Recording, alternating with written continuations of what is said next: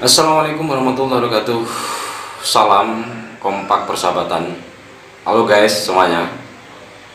Selamat datang di layar kaca Bikoret, bincang-bincang kopi sigaret.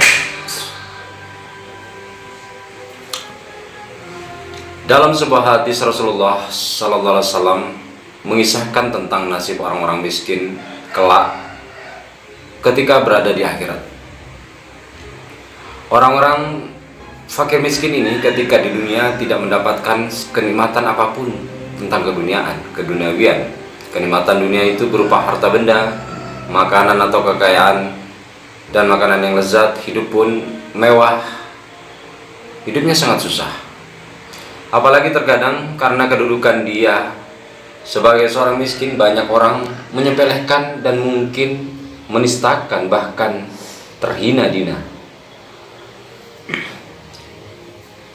Apalagi terkadang karena kedudukan dia sebagai seorang yang sangat miskin atau fakir, banyak orang menyepelekan dan mungkin menistakan mereka, bahkan omongannya mereka bagi kaum miskin karena tidak terdengar atau tidak didengarkan lagi oleh sekelilingnya, baik itu teman.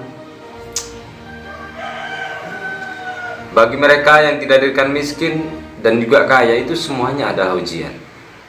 Dalam hadis yang diriwayatkan oleh Ibnu Majah itu, Nabi mengisahkan bagi mereka yang ditakdirkan oleh Allah Subhanahu wa taala dalam keadaan miskin di dunia, maka ketika kelak di yaumil akhir mereka akan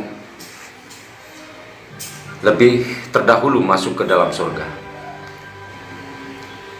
Sabda Nabi Muhammad SAW, orang-orang beriman yang fakir miskin kelak akan masuk surga terlebih dahulu setelah hari setara 500 tahun namanya daripada orang kaya.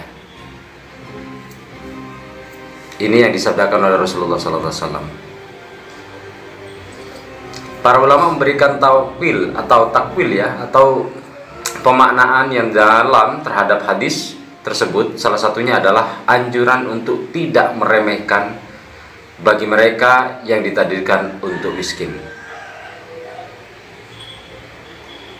Kriteria orang miskin itu masuk surga terlebih dahulu. Ulama memberikan penjelasan terkait hadis ini. Orang miskin dalam hadis ini bermakna mereka yang beriman dan bersabar menerima padanya di dalam kemiskinannya, tawakal, tafakur, serta memang sudah melakukan ikhtiar selama hidup di dunia.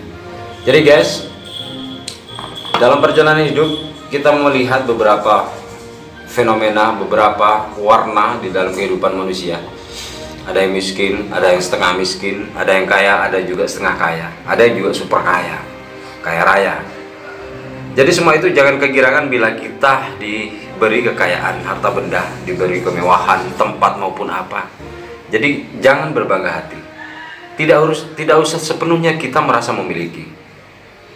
Itu semuanya milik Allah yang dititipkan kepada kita. Dan kita apakah amanah dengan kekayaan itu yang diberikan oleh Allah?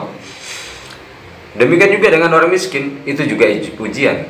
Apakah sanggupkah beriman ketika kita diberi kemiskinan oleh Allah?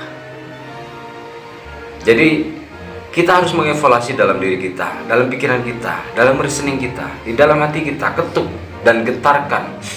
Sebut selalu nama Allah, bahwa semuanya Allah yang menentukan.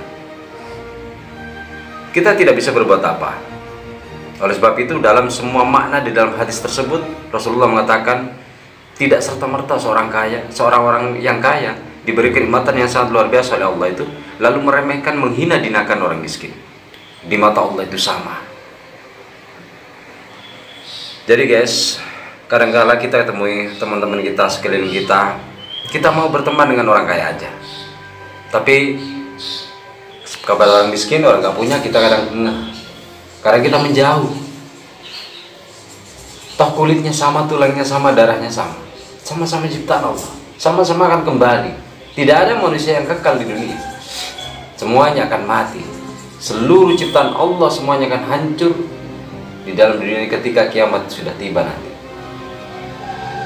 Penyampaian ini tidak harus disampaikan orang-orang yang harus, orang bodoh pun berhak untuk menyampaikan bila itu satu kalimat yang ia tahu menyampaikan, mengingatkan kepada sesama muslimnya atau kepada sesama manusianya. Hablum minan nas.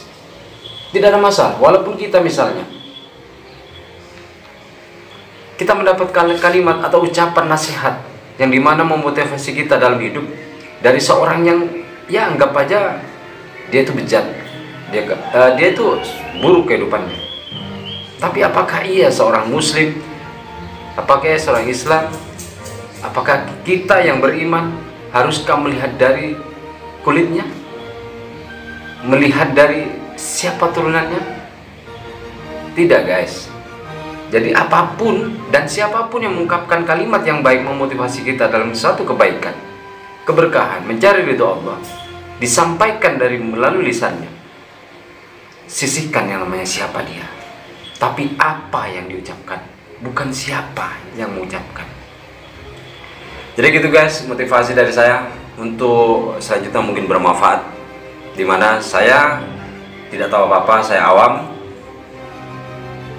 Kebenaran hanya milik Allah, kesalahan milik saya dan juga milik manusia, dan tidak sempurna. Saya akan menyampaikan sebuah kalimat apa yang sudah diriwayatkan oleh Rasulullah SAW sesuai dengan hadisnya.